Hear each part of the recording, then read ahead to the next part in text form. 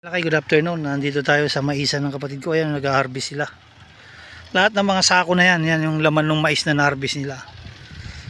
Pa, Kulang-kulang yung siyam na sako po. Kulang-kulang na 100 sako na yan. Ang dami, gandun. Meron pa sa baba, sa likod ng puno na yan. Ayan. Biro mo yan, na-harvest nila. Tiba-tiba siya dito. Nakabawi siya sa gastos niya. Ayan. Yun o, ang nanay ko, yung nakapula na yun o. Nakayuko na. Birthday niya ngayon. Birthday niya, hindi nagpahinga. O ayan o. Yung mga na-harvest na mais. Kulay pula.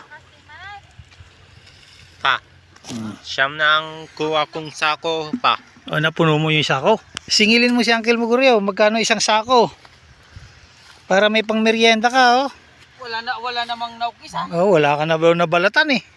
Noon pa ako na. Nagbalat. Asan yung nabalatan mo? Wala na po. Oh, wala na eh. Pinapusin na lahat eh.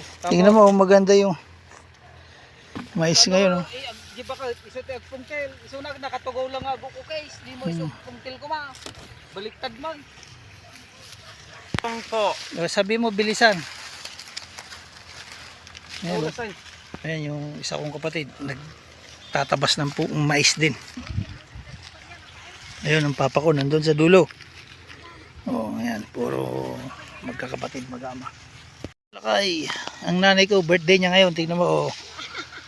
Ang bis na nagpapahinga, hindi na nagpahinga. Para may ano daw siya, may tawag sa Ilocano, tangdan. Sa Tagalog, may bayad. Ayan yung papa ko naman nandun. Sa kapatid ko to eh. Ayan.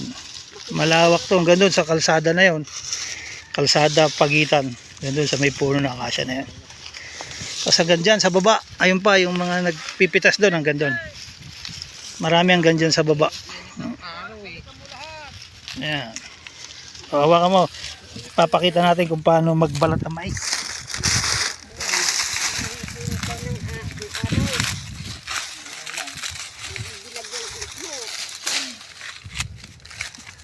Maarte yan.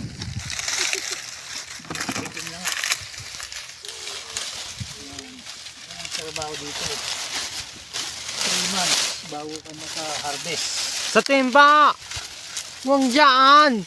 Wala naman timba eh. Hindi mo kinuha yung timbang bago doon. Hayaan mo dyan.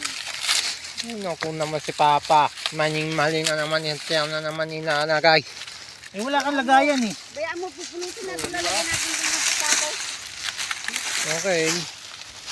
Sige. Ano bigat yung bangang sangkong na? Bahala na lang kayo.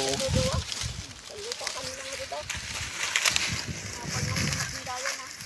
Kaya may sa balay, yung batik sa yawan tika, iyari ko nilang yan. Lagi nang tunga tayo, mawad eh.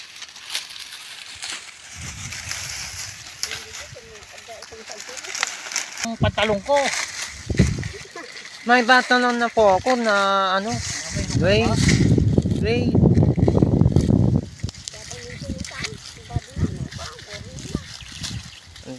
Diyan na naman nilalagay yung ano.